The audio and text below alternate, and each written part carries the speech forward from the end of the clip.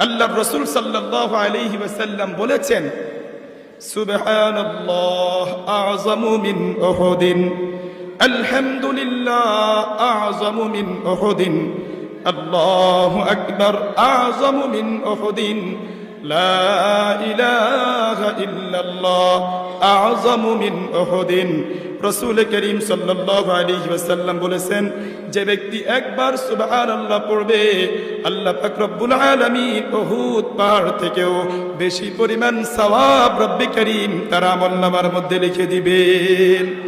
আবার যদি আমরা পড়ি আলহামদুলিল্লাহ আ'যামু মিন উহুদিন, উহুদ পাহাড় থেকেও ভারী সওয়াব রব্বে করিম আমাদেরকে দান করে দিবেন। আপনি পড়লেন আল্লাহু আকবার, সকলে বলেন আল্লাহু আকবার আ'যামু মিন উহুদিন, লা ইলাহা ইল্লাল্লাহ আ'যামু মিন উহুদিন। সুবহানাল্লাহ।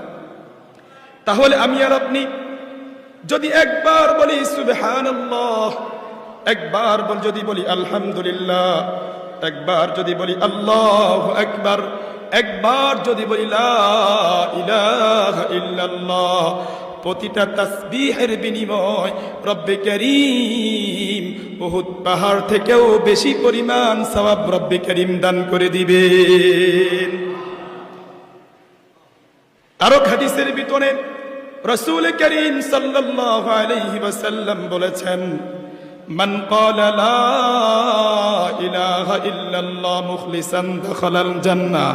আল্লাহর রাসূল সাল্লাল্লাহু আলাইহি ওয়াসাল্লাম বলেছেন, যে ব্যক্তি ইখলাসের সাথে একবার পড়বে, সকলেই পড়েন লা ইলাহা ইল্লাল্লাহ, আল্লাহর রাসূল বলেন দাখালাল জান্নাহ ওয়াজাবাত লাহুল জান্নাহ। রাসূল বলেন তার জন্য আল্লাহর তৈরি জান্নাত ওয়াজিব হয়ে যায়। আপনি শুধুই পড়লেন লা ইলাহা ইল্লাল্লাহ, আল্লাহ রাসূল বলেন ওয়াজাবাত লাহুল জান্নাহ, তার জন্য জান্নাত ওয়াজিব হয়ে গেছে। এজন্য বেশি বেশি করে রব্বে করিমের পবিত্রতা বর্ণনা করার দরকার আছে না নাই?